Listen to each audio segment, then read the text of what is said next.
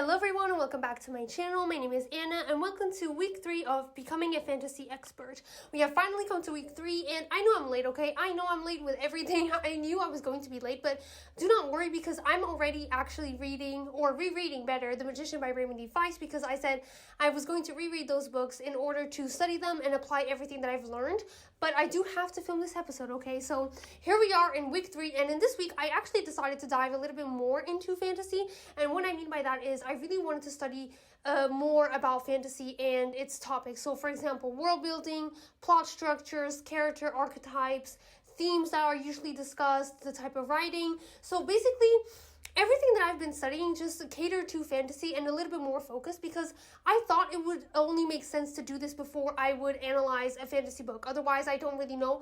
I do know what I'm looking for because obviously I've been studying for an entire month, but I think it would be just a little bit easier for me if I knew what I was looking for in terms of especially world building, because I don't really know what I'm looking for when it comes to world building and all that kind of stuff. So I decided to study that before rereading The Magician by Raymond D. Feist, and honestly, I had a time of my life. It is so much fun knowing how everything is just so planned out, because sometimes you think, oh, authors are just writing, they're just wanting to write, whatever they want to write, whatever comes to mind and whatever comes to their heart. And although that is true, you see so many patterns and you see so many structures, and you always see the same type of characters, the same type of plot structures, and everything comes from a place. Everything is inspired by other works, and it's just so fascinating to me to see all of these patterns and everything just being so similar. And there is nothing wrong with that, because if it's not broken, don't fix it, So I just had a blast, and that's what I'm going to be discussing with you guys this week. But before we get started, you see this? Okay, this hair that is not washed, that is my fault, okay? But this whole thing, it's hot, okay? It's hot outside. If you don't know, there's a heat wave in Portugal, in Europe, and I'm dying. I am slowly dying. And although, I don't want to say I'm a nature girly, but I do love nature. I do appreciate the seasons and the plants and the trees, everything. And although I know that summer is a part of that cycle, a part of the cycle of the seasons, I hate it, okay? I hate summer, okay? I'm trying, I swear I'm trying to love summer as much as I can, but I cannot. I just cannot. I hate summer. It is awful. I do not understand how people love summer because it's hot. It's so hot. I can barely breathe. It feels like I'm being cooked from the inside out. I'm in my home. It feels like I'm dying, okay? You're just constantly sweating, and there's nothing that you can do about it except, having 3-4 showers every day. And even if you have a shower that is cold, you still get warm in the next 10 minutes. I'm sorry, okay? I'm sorry I'm having a crash out. It's just, when people say, oh, my depression kicks in when it's, winter time because there's no sun. And although I do understand, because I love, do you call it schedule? I really don't know how you say it in English. Is it time, the time thing when the time zone, okay, so I think it's time zone. In the winter, the time zone changes, and I hate that change. I actually do, because it gets nighttime really, really fast. Here in Portugal, at 4:30 p.m., it's nighttime, which is insane during winter, and I do hate that. If we only kept the summer time zone, I would love winter, okay? I would love winter. So that's the only thing that I like about summer. It's the time zone. It's being 8:30 p.m. at night and it's still daytime. I love that. But this heat, no, thank you. I do not understand how people like this. And I'm not I'm not a pool girly. I'm not a beach girly. I hate those things. So this is not for me, okay? As you can tell, this is not for me, sis. I do not like this. And although I'm really trying, okay? I'm really, really trying to like summer and to be positive about it. I can't. I just cannot be positive about it. I'm depressed. I'm so depressed. I wake up sad every day and so unmotivated because it's just so hot that the only thing that I want to do is just lay down. Honestly, sorry for the side rant. This was a very, very big side rant, but I just had to, get it out of my chest because summer is just not for me. So expect more of this. My hair tied up like this. Just expect more of this, okay? Because I just can't. I just cannot, I can't even enter the academic spirit and dress academically because it is just too damn hot, and I honestly do not care, okay? I just really do not care. So side rant over. I promise it's over now. So let us transition right into the video. So let us begin our first update, and I'm going to be starting by talking about plot structures, specifically for fantasy. And I think I have 1, 2, 3, yeah, I do have 3 plot structures that I do really want to talk about. These are very common and very popular. So Some of you might have heard of them. Some of you might have, already know about everything. Or I do hope that some of you, at least, you've heard the name, but you don't really understand what everything is about. Because I don't want to go and repeat myself, okay? But I do understand, and what I'm trying to say is these 3 plot structures are nothing, new. They are nothing groundbreaking. They have been talked about and done over and over and over again. But that is the beauty in it because, like I said, if it's not broken, don't fix it. So the first plot structure that we have is this Freytag's pyramid. Now, I have no idea how do you pronounce this man's name, so I'm just going to say Freytag's pyramid. And we have usually, I think it's 5 elements. The exposition, you have the rising action, you have the climax, the falling action, and then you have the resolution.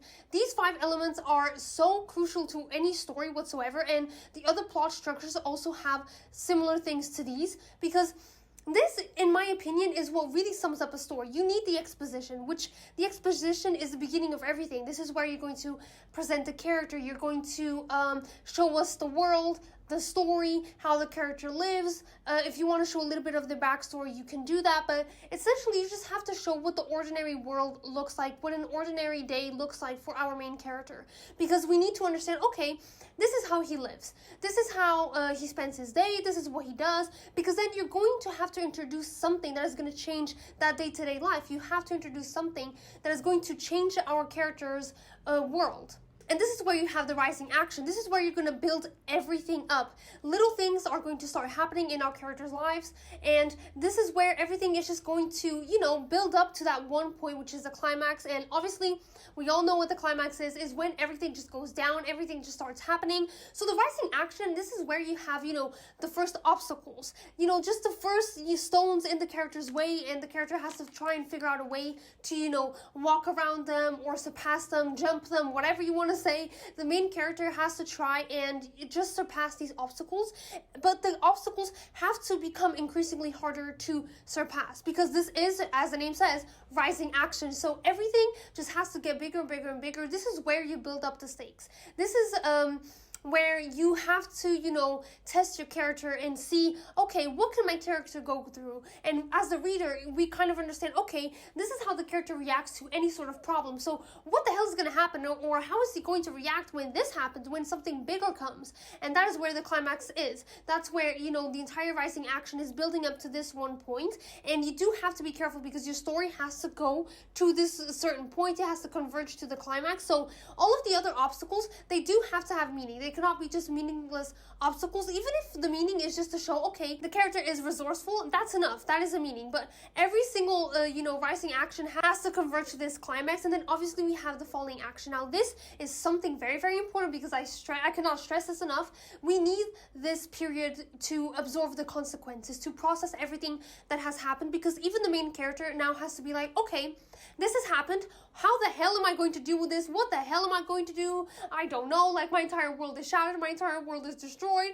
How the hell are we going to get out of this problem? This is so, so, so important because we need time as readers also to process everything that has happened and just really lay down with the character, because that saying where small things matter in life, it's the small things in life. This is kind of how it feels, not just because it's just that important time that we have to heal from everything that has happened, from all of the traumatic events that have happened. And actually, someone left a comment, my boyfriend, okay? My boyfriend left a comment in my last video talking about the expression that the Japanese people have called of ma, which is this period of stillness. And this is what we need in the story.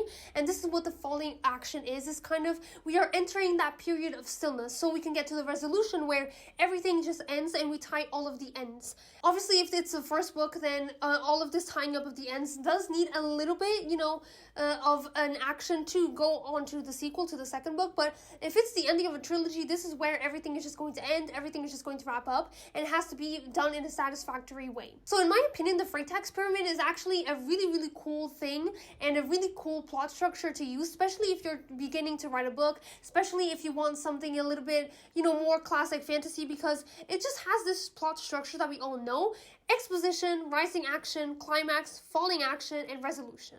Afterwards, we have the famous hero's journey. Now, this one has been used and abused for years and years and years, and it's honestly so much fun. It's still so much fun. And something that I did forget to mention, all of these plot structures are just structures. You do not need to follow these to the T because they might not serve your story, and that is completely fine. If they do not serve your story, you can adapt them, you can change them a little bit. You don't need to follow these as strictly as possible because remember, writing is an art, literature is an art, interpreting is also an art. So please don't think that this is science and everything has to be exact, because it does not. So please feel free to use these plot structures as freely as you like.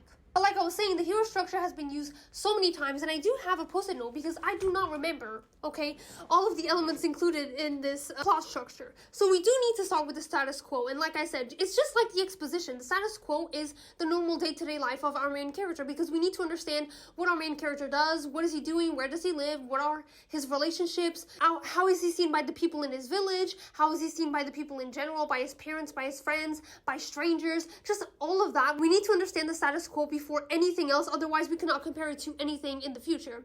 And then after that, we have the call to adventure. So the call to adventure, it's the inciting incident that is going to come later in the 3-act structure, but it's the inciting incidents. So for example, with Eragon, it's his egg hatching. The fact that he has now a dragon, a baby dragon, is completely changing his life. So this is Eragon's call to adventure, because now he has to face his consequence, and people are going to go after him just because he picked up a shiny rock. That is never going to fail to amaze me. You know, he was just like, oh my god, what is beautiful shiny blue rock, and then it just turns into a dragon. It's crazy. But this is what the call of adventure is. We have the status quo, and then something happens, and our main character is like, okay, now I have to go on this adventure. And obviously we have the assistants. Now the assistants always involves some sort of mentor, and I love the old grumpy mentors. For example, Gandalf with Bilbo, or even Brom with Aragorn. Like, we all love the old mentors because they're just so amazing, and we always need this character when we're talking about the hero's journey, because if our main character is like Eragon, or for example Bilbo from The Hobbit, they do not know anything about the world because they've been living in the same place for all of their lives, so they don't know anything about the world, they don't know how anything works, so it's only normal that they need assistance with their adventure because they just don't know anything. And that's why it's so important to have that mentor and to have someone that is guiding them through all of the adventure and everything that is going around them, because they need to understand the world, they need to understand everything and how it works, otherwise they just would not survive. Afterwards, we have the departure. After, obviously, they have the mentor, they go out onto the adventure. I just love that gif. I'm going on an adventure. Please call me, okay? I'm still waiting. You know, I think we're all waiting, us fantasy readers, for our departure, okay? For our call of adventure. And it's so rude that I still haven't gotten any calls. Honestly, it's not really that rude because I would not survive. I would literally not survive. I would go outside, and imagine if it was summer. I would die. I'd be like, turn back. I need my fan. I need, my mobile fan. I need it because I just cannot with this heat, okay? So I do understand why I don't have a call to adventure. But anyways, continuing. And then we have the trials and the approach. So obviously, just like the Freytag's pyramid, we need obstacles. We need to understand how our character is going to solve problems. And if he does have, that ability to solve problems, if he's creative with solving problems, or if he thinks fast, if he learns fast, all of those things. And for example, with Bilbo, the first obstacle, or at least in my opinion, I think it was, the first real obstacle that he had were the trolls. And you could tell that, oh my god, like, he thinks fast, he's witty, he can reply very, very fast, he can keep up conversation, distracts everyone. He just did very, very well with those problems, and that's why we need the trials, the obstacles, because also we do need to add spice to our story, otherwise it's just going to get really, really boring. And then we reach the crisis. So this is the main climax. So this is where everything happens. We have a huge crisis. Our character needs to understand how to navigate through that crisis. So it's very similar to the climax in the Freytag's pyramid. And afterwards, we have the treasure and the result. So basically, they just get the reward. Everything is done. They've done everything that they needed to do in this quest. They've achieved everything. And now for the last cycle, it's time to return home. But they return home with a new life, and then you have the resolution. And this new life, generally, for example, with Bilbo, he was just completely changed. And this is very important when you're having a hero's journey, is your main character has to go through character development, because that's why there's a quest. You have a quest because your character needs to develop as a person. They need to grow as people, and they need to get home with that growth. They need to change. Some part of them has to have changed. They need to have learned something or changed in some sort of way. Like I said, this is the main focus of the hero's journey, in my opinion. Finally, we have another act structure that is so common, which is the 3-act structure. And personally, it's my favorite, okay? Because everything is just so organized, and obviously 3 acts, hello, that's literally in the name. So We do have, inside the 3 acts, we do have several other points, so I'm just going to read them out. We first have the exposition, we have the inciting incident, plot point 1, rising action, we have the midpoint, we have plot point 2, we have the pre-climax, we have the climax, and then we have the resolution. So this is all that we have, and as you can tell, they're just so freaking similar to all of the other plot structures, so I'm not going to be here, repeating myself over and over again. Exposition, we all know what it is, so I'm just going to skip forward. The inciting incident is the same thing as the call to adventure. So this is the first incident that happens to our protagonist, to our main character, and he's like, okay, what is happening? Why is this happening? What the hell is going on? Like, do I have to go somewhere? What is going to happen now? Or even if it's not a quest, it has to be something that just changes and disturbs their day-to-day life. It's just something that they cannot ignore. That is the inciting incident. And then we have plot point 1. Now, plot point 1 is the point where the character decides to engage with whatever happened in the inciting incident. Because sometimes you do have the main character, for example, if it's the prophecy and they are the chosen one, they don't really want to be the chosen one. They're just like, oh my god, just let me be alone. I don't want to have nothing to do with this. And then plot point 1 is something that happens and they're like, okay, this is just something that I cannot ignore. I am the chosen one. I have to go on this adventure. I have to save the world. Or it's just something that, like I said, they just cannot ignore and they have to confront that incident, and that is plot point 1, is when they decide, okay, let's fix this. Let's face this. Let's deal with this. We have to move forward. And this is where the plot starts happening, and that is why this is called plot point 1. And all of this, the exposition, the inciting incident, plot point 1, this all is Act 1. And then in Act 2 is the confrontation. This is where the whole story just starts to develop. It's the midpoint of the book. And we start with the rising action, which I have talked about. I'm not going to talk about more. It's just all of the obstacles that are going to lead to the climax. And then we have the midpoint, which obviously, by the name, you can tell that it happens in the middle of the book, duh. And this is where, the entirety, there's just so much happening. And in the midpoint, you need to have something that was just bamboozling, something that happened, and our main character is just something bombastic enough for the entire story to be shaken and their entire lives completely changed. There's just no going back whatsoever. It's just something really, really big that happens. And then we have plot point 2, which is the reflection. And this is where the character should reflect on what happened in the midpoint. So, like I said, something bombastic, big happened. It completely changed their lives. There's just no going back. Not only changed their lives, but it changed, the lives of the people around them. It has changed the course of the entire story. And now plot point 2, this is where they need to get their stuff together, They just need to get their shit together. They need to kind of reflect and understand what happened, how they are feeling, try to heal from the traumatic event that happened. And this is where they just really need to formulate a plan and a strategy to face whatever is coming next. This is where they're like, okay, this happened, now we need to do this, or we need to find a way to solve this problem, because otherwise we're all just freaking fucked. And then we have Act 3, which is the overall resolution. But in Act 3, this is where we have first the pre-climax. So basically, it's just another rising action. It's literally just another rising action before the climax. And just like I said, the climax is something that we've building up for the entirety of the book. This happens throughout many, many pages. This is what I like to call the Sanderlanche. If you read Brandon Sanderson books, the Sanderlanche to me is the climax of the story. It can last 100 pages. It does not matter. This is what the story has been building up to. And then obviously we have the conclusion or the resolution, where everything just settles down. Everything has to end. All of the loose ties have to, be tied up in a very satisfying way, which is very hard. Okay, it's actually very hard to complete a series. It's one of the hardest things out there. But even, the ending of any sort of book, even if it's the ending of book 1 or book 2, it's still so very hard to do it in a very satisfying way. But it is very important for us to have that resolution and to have that down period of time, because like I said, it can literally make or break a book. And this is what I have for you guys today. 3 different plot structures. Now, these are all, like I said, very, very common in fantasy books, and you've heard about them, but I just loved explaining them, and I loved studying even more. Like I said, my favorite one is the 3-act structure. I just like having, 3 acts. Everything just seems so organized and so neat in my mind, and that's what I like having, because I'm definitely an architect, okay? When I'm writing, I am an architect. I like having everything planned out, everything thought out, and for me, the 3-act structure is just the most basic, it's the most simple, and it has everything that I think a story needs. But like I said, also, please don't think that you have to follow these rules, T by T. You don't. You can change anything that you want, because remember, your plot structure has to serve your own story, and if none of these structures serve your story, then don't use them. use something else, or if there's anything that you need to change, then don't be afraid to change, because trust me, you do not want to put your story into one of these plot structures if they don't fit. Just don't put them in a box. Everything is malleable, everything is flexible, so please do not worry about that. But right now, I think I'm just gonna, go and walk my dog, relax a little bit, because I am so tired. Okay, I'm actually really, really tired. I'm having some cramps, which is not fun at all. Being a girly pop is not fun sometimes, and this is definitely one of those weeks where it's just, hey, no, it's not really that fun. And with this heat, it's even worse. But I do have to walk my dog. I think it's about to be 7 p.m, so it's not gonna get cooler than this. Okay, it's just really not. And I can tell that he's waiting. Okay, he's just right there. He's just so sad looking because he wants to go on a walk. So that's definitely something I'm going to do. I'm just going on a walk with him. I'm going to unwind, have a nice shower, and then tomorrow I'm probably going to study some more so I can give you guys another update.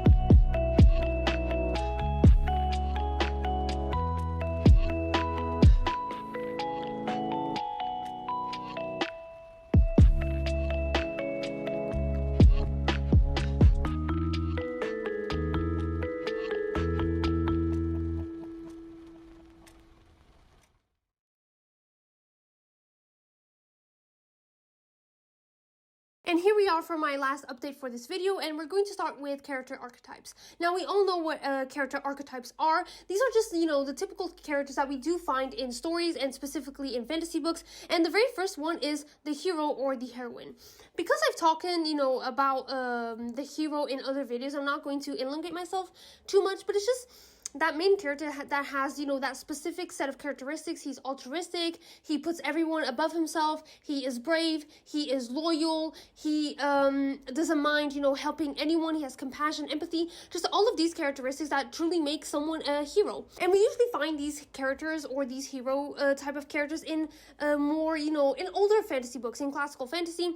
For example, we have Eragon or even Pug, because I am rereading The Magician for, this fantasy expert studying thing in 6 months. I am rereading The Magician, and although Pug doesn't really start as a hero, he does have the characteristics to become one, which is interesting, but he still has those characteristics. We have Frodo, for example. We have just so many characters that have this hero-like feeling. Now in more modern fantasy, we don't see that as much. I think people got a little bit tired of it, but we all love this hero. And second, we have the initiates. Now, the initiates, it's when, the hero must endure some sort of training, some sort of competition, so they can enter I don't want to say a group, but I don't know the word because it's not also a society or a cult. They just have to enter, a particular group of people. For example, where I read this article mentioned the Death Eaters in the Harry Potter books. I haven't read Harry Potter, so I really cannot attest to that. I don't know if this is true or not, but Harry Potter has to enter the Death Eaters. We have, for example, Eragon, because the egg hatches for him. So now he's connected to a dragon, and he has to join the Dragonites because he is a Dragonite. So now he has to train like them. He has to learn everything about their culture so he can enter their group, which there's not really a group because they've almost been extinct, but you know what I'm saying. So this is kind of what we have. It's just this training process that the hero has to go through, or the main protagonist has to go through, in order to enter something. This is a character archetype. And then we have the parent-childhood conflict. This is usually when, there is obviously a conflict between the parents and the children, or for example, the kids have a better relationship with their mentor figure than they have with their parents, or for example, the kid is an orphan, so there's not really a parent and the mentor becomes their parent figure, or in the classical sense like Harry Potter, because this I know, okay, I've watched the movies once, but that was a problem. I've only watched them once, so I don't remember any of it, and I haven't read the books, because honestly, they're just not really my thing. They don't really seem my thing, but I will have to read them one day because it's just classical fantasy and it is such a mark in the fantasy world that I do have to read them. But anyways, back to the topic. We have Harry Potter, that he is being raised by his uncles, and we all know that his uncles don't like Harry Potter. They don't have a good relationship, and he has a better relationship with Dumbledore, in my opinion, I think. I think he has a better relationship with Dumbledore, or at least a better relationship with anyone else that is not his uncles. So that is a clear archetype of the parent-childhood conflict, trauma involved, just all of that. We usually do see that in fantasy, but we do see more of the orphans, which I am going to talk about right now. Obviously, we have the orphan, which is the character archetype, and it exists in all fantasy. We almost always see, the orphan kid at the village, and the reason why people like this, and the reason why authors liked it a lot back in the day, I think it was because parents are complicated, and having parents is just... It adds so much complication to the book, because who in their right mind is going to send their kid out on an adventure? Nobody, no parent is going to do that. No kid can go up to their parents and be like, oh yeah, mom, by the way, I'm chosen by this prophecy, and I have to go with this old man, travel the entire world so I can train and defeat the Dark Lord. No, you're not. No, you're not. You're staying home, you're grounded, and you're never leaving the house. That is what would happen if you had parents. So, for example, I think the only book that I can remember right now is The Faithful and the Fallen, Malice, where Corbin is the chosen one, and he has parents, and it doesn't really add too much to the complication, because the author managed everything like, okay, so, spoilers, okay? Spoilers, if you haven't read The Faithful and the Fallen, do not watch this. But his father dies in the first book. So now he goes on a quest for vengeance, and obviously his mother's like, yeah, I'm going to, because I want to avenge your dad. And then eventually his mother also dies, so he becomes an orphan. But in the beginning, it's kind of easy because the author just said, okay, his parents are going with him. They're just traveling the world with him. But yeah, having parents is just so hard to handle because of this. Because how the hell are you letting your kid travel the world with an old man? Nobody would say yes unless they would also go. That is the only option you have. But it's also because you just have a little bit more pity and with the orphan. And it's also more of an underdog type of thing if he's an orphan. So I think that's why people really love the orphan trope, which I do. But I do confess that sometimes I would like to see some parents. And then obviously we have the hunting group of companions, which are his best friends. The protagonist, he has best friends, and they go with him wherever he goes. Oh, you have to travel the world, you have to defeat the Dark Lord, we are there with you. It's a ride or die type of situation, which I absolutely love. And again, The Faithful and the Fallen does have this because Corbin has his two best friends, which I do not remember the names. I am so sorry, I do not remember the names. I know it starts with an F and a D, but that's all, okay? I do not remember the names. I'm going to try and put them here if I do remember eventually. But those two are ride or dies. They go with Corbin everywhere. And one of them is he's not a coward, but he's scared of everything, which is completely normal and understandable because I would be scared too. But he still goes with Corbin because Corbin is his best friend. And I absolutely adore that. We all love the sort of found family trope. And we all love the best friends going with the main protagonist. And it is just absolutely adorable to see. And then we have the loyal retainers. Now, the loyal retainers, they are not the friends or the best friends. They are more like a servant to the hero, but they also have hero-like qualities. So, for example, Sam from The Lord of the Rings. He's always serving Frodo. His main goal is to protect Frodo and help him through this entire journey. Obviously, he is Frodo's best friend, but It doesn't necessarily have to be. It's just that one character that is serving the hero, that is helping the hero throughout their journey, that is going to protect the hero from everything and everyone. And that is the role of Samwise Gamgee. And I absolutely love it, okay? I love Sam. Sam is the best. He's the MVP, okay? To me, he is the MVP of the Lord of the Rings because he's just so amazing. He's such a good friend. And he's always there for Frodo. And this is an appreciation for Samwise Gamgee because honestly, I do think we all should have a Sam in our lives. And obviously we have the friendly beast or the animal companion. We always need an animal companion, okay? I absolutely love this trope. I love this character archetype because it's just, it just shows how good the hero is, because if a wolf or a bear, a bird, anything decides to go with you and choose you and be with you and be a friend, you're a good person. Like, you are automatically a good person in my eyes because animals love you. And if an animal loves you, that means you have such a good heart. You know, it's like the unicorn thing where they only like people with a pure heart. That's it. Like, that's how I see people who have animal companions. And again, Faithful and the Fallen, because he has Storm and Craft. I absolutely love Craft, okay? That crow, I want a crow like Craft. I know he's a little bit grumpy, but that's just the fun in it, you know? And I absolutely love those two. Storm doesn't really talk. She's just, you know, a normal wolf in that sense. But it's still so cool that Storm decides to be with Corbin and just stay with Corbin until she dies. Basically, she doesn't die, okay? Spoiler alert, she does not die. But that's kind of the feeling that I get. She's like, I'm with you. It's a ride or die type of situation. And I absolutely love this character archetype. And of course, we could not have a character archetype without having the devil. The devil himself, it's not really, you know, obviously it's not really the devil, but it's just someone that represents pure evil. And we have Sauron, for example. That is the biggest, I think, example that we can have. It's just Sauron. He represents evil. He's always trying to, obviously he never tried to buy Frodo in exchange for power, knowledge, whatever. We do see that from other evil lords, for example, Garbatorix in the Eragon series, but it's just that one person and that one character that represents everything wrong with the world, everything wrong with society, with humanity. They're just evil, pure evil. And like I said, this is more of classical fantasy. This doesn't really happen nowadays. I think because people just don't really like that. And obviously, I don't like it either when you just have one character that's just evil because they're evil. I do understand that there are some people that are truly like that in this world, that they are just evil because they want to be evil, because they can be evil. But it's just not really compelling, you know? I think it's much more compelling to have a character that is evil and does horrible things, but you kind of understand where they're coming from because they do have some sort of traumatic past, some sort of, you know, horrible event that happened in their lives. It doesn't excuse what they did, okay, and what they do, but you can understand that character better, and you can look and see complexity instead of just, oh, you're just evil. And of course, we also have the outcast. Now, this is a character that obviously is exiled, you know? They don't live with other people. They don't live with the rest of the world. They're usually either going from place to place, you know, traveling a lot, or they just, for example, live in the secluded part of the woods by themselves. And honestly, because I'm rereading The Magician, Martin really does fit this. He does go time to time, and he does live in the village of Creed.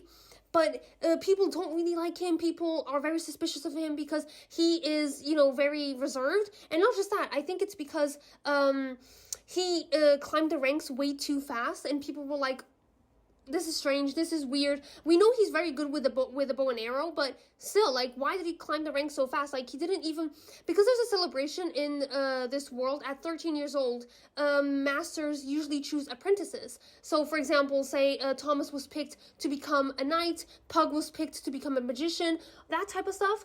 But Martin, in his time, he wasn't chosen for anything, so he didn't even become an apprentice. He was literally picked out to become a master already because he was so good with the bow and arrow, so people don't really trust him because of that, because he had, you know, special treatment, and also he's kind of friendly with the elves, and obviously in this world, humans don't really like the elves. It's not like they hate each other, there's no beef whatsoever, it's just, they're weird, you know, they're elves, we're humans, I'm here, you're there, you know what I'm saying? It's just really that type of vibe. So he really is an outcast at the end of the day. And lastly, the last character archetype that I studied, that I read about, was the creature of nightmare. And for this example, we clearly have the Balrog in The Lord of the Rings. So basically, it's just that, you know, horrible creature, that horrible monster that came from nightmares, that is just grotesque, that is summoned by the evil Lord himself to follow our protagonists, their friends, just everyone. And I think the best representation is the Balrog, because I know he was chilling, okay? He was chilling in his own home and somebody came to knock, but still, it's kind of, you know, just that creature that came from hell itself to defeat the main protagonist. And this is where, you know, Gandalf sacrifices himself to save everyone. Basically, I don't really remember, like, any creatures of nightmares in any other books. I don't know why. Wow, I thought I would, I would have read more, but I actually cannot remember much, any creatures. So if you do know any, comment down below, because the only one I can remember and that I can think about is Balrog from Lord of the Rings. And next, I studied literary themes, because obviously when we're writing fantasy, we have so many common themes throughout so many different fantasy books, and obviously the number one is good versus evil, and obviously the best one for this is the Lord of the Rings. Duh. It's very, and obviously it does have, some Catholic inspiration behind it, but you do see this in many other fantasy books. For example, The Inheritance Cycle, where Aragorn is the good guy and Galbatorix represents evil. And you can also say Mistborn from Brandon Sanderson, especially the first book. I think it started off like that, but obviously the more, if you read the rest of the books, it doesn't really feel anymore like good versus evil, because you do understand that Ruin is a force and he just destroys. Like, that's what he does. That's his purpose in life. Not because he's evil, but it's just a force, he's just like a force in nature, like the laws of physics. That's what he does. But if you just stay with the first book, it does give very much that feeling of like the Vin is the good guy and Kelsier and the band, and then the Lord Ruler is the bad guy. He represents oppression, dictatorship, everything. So if you see in the first book, yes. If you continue, then it doesn't really feel like that anymore. But obviously it's between, light and darkness. It's between good and evil, just this battle. And we can learn so much from it. We can still learn so much from it. I think it has been overused, of course, and people are a little bit tired of it, in my opinion. But that doesn't mean that it's not a good theme to discuss. It's not a good theme to explore, because unfortunately, there will always be darkness in this world. And, of course, the second most common theme is love. You have love in many different forms. You can have forbidden love, you can have family love, you can have friendship love, unrequited love, childhood friends love. You have so many types of love, and I just love... That was redundant. But I just simply adore when we do talk about the themes of love. I'm not really a romantic person. I don't really like romance. So when it comes to love, in a romantic way, I don't really like that. But one of the things that I absolutely love is family love and friendship love. Oh my god, I absolutely love these two things. And the reason why, I think it's because it's not really discussed and it's not really talked about. And you don't really have that bromance type of feeling. And that's why I actually like anime more. Because I do feel that bromance. For example, the first one that comes to mind is Gojo and Geto from Jujutsu Kaisen. It was such a bromance. They were such best friends, and I loved their dynamic together. Or even, for example, Gon and Killua from Hunter x Hunter. I also adore them because they have such a cool friendship. Even though the anime is okay, I love that duo because they truly feel like best friends. And family love, for example, we have The Sword of Kaigen by Emma Wong, where she learns how to... She always loved her children, obviously, but she learns how to show that love. She learns how to really communicate with them and just show her feelings and affection towards her children and not be so stuck in her past. But I think, like I said, the reason why I love these two types of love and these themes and these conversations and debates, it's because we don't usually have them. It's always just love in a romantic way, which is fine, I guess. I know people really like that, but I want more friendships, okay, please. Or for example, Kings of the Wild by Nicholas Eames. I love the 5 of them. Even though they haven't been together for so many years, they still have, that kind of friendship. It is awkward at first, but that's completely normal. But it does, involve a little bit more, and you do see the camaraderie that they do have, the adventures that they went together, how they just, fit with each other, and I just absolutely love that. You can tell that I love that. So, honestly, in the comments below, please recommend me fantasy books that have friendship-centered themes, because I will eat it up. Of course, you also have the theme of redemption. We always need a redemption arc. A lot of people get that redemption arc. For example, The Sword of Kaigen by Emma Wong. Misaki's husband, which I think his name is Tatsuda. I don't know. It's something along these lines. I do not remember his name. But he does get a redemption arc because in the beginning you do see him as this very but this very cold, mean figure. But then you do realize why he's the way that he is and how much he has suffered as well from the system. And you kind of get this redemption arc. You don't have to forgive him, obviously, because this is something that I want to emphasize. You don't need to forgive these characters. Just because they have a redemption arc, it doesn't mean you have to like them. It doesn't mean you have to support them. It doesn't. It just means that, okay, they are more complex than you thought they were, but you do not have to forgive these people. I kind of do forgive Misaki's husband, but for example, okay, an anime, for example, and I'm still watching My Hero Academia, but I do know Endeavor is going to have a redemption arc. I don't know if I can forgive him. I'm being honest, I don't know if I can forgive Endeavor for everything that he put his family and his wife through. And that's completely fine. You do not have to accept the redemption arcs, but they do exist for a reason. It's because you do want to show that people can change at the end of the day if they make that said choice. You also have themes of courage and perseverance, and we all know what it is. It's about characters, you know, being courageous and persevering through everything, because we do need these motivational type of themes, and do need this motivation in our lives. God knows I need it because I think it's so important to see characters persevere through life, because we also have obstacles in our own day-to-day lives as well, and seeing these characters go through so much and through so many worse things, because we're not out here saving the world, okay? We just have to wake up in the morning and make sometimes very, very difficult choices. Of course, I'm not saying otherwise, but sometimes, you know, those choices don't really compare to saving the world, or leaving your friend to die, or going to this place to that place, making this sacrifice.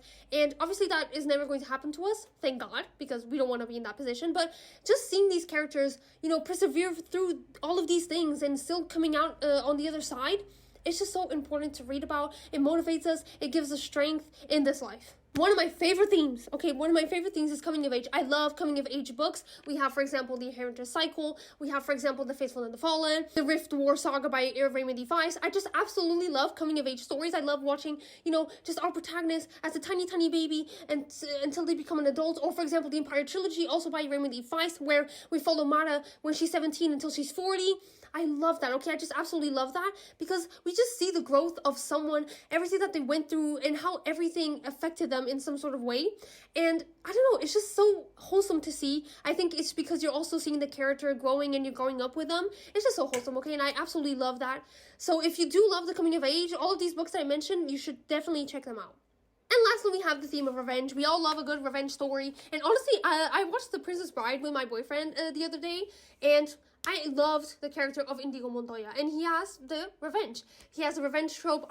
We all love it, okay? We all love a good revenge story. We have so many of them. For example, we have The Mistborn a little bit with Kelsier, where he's out to revenge his wife because the Lord Ruler killed her. That's why he wants to throw the Empire down. It starts because of revenge. And we have so many other, you know, revenge stories that I cannot remember. For the life of me, for some reason, I just cannot remember. We do have, I think, in the first law, Ferro does everything for revenge. So yeah, it's such a common theme, and I think we like it because we want to see justice being done. And when justice is not given, when justice is not, you know, offered to these characters, yes, you should go out on a quest so you can get your revenge, because that is justice, my friend, and that's why we like it so much.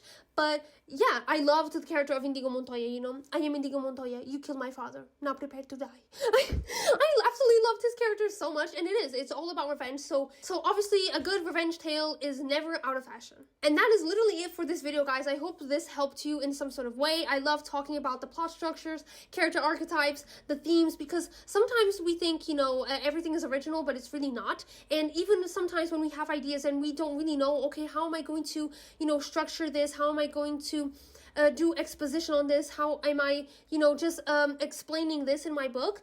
Just go back to these things and see work from other people, because most of the times you do want to write something that has already been written before, that has already been studied before. So if you go back and see what the other people have done, it's just so much easier. And that's why I'm actually studying, because I see so many of these things in so many different fantasy books, even now from the modern fantasy days. You know, I do see some of these things still being applied. So I do really hope this helped you guys. But this is it for this video. Next week, we'll finally be analyzing the first book of Raymond D. Weiss in the Rift War Saga, which is The Magician. In Portuguese, it's actually divided. The first book is divided into two books, which is The Magician Apprentice and The Magician Master.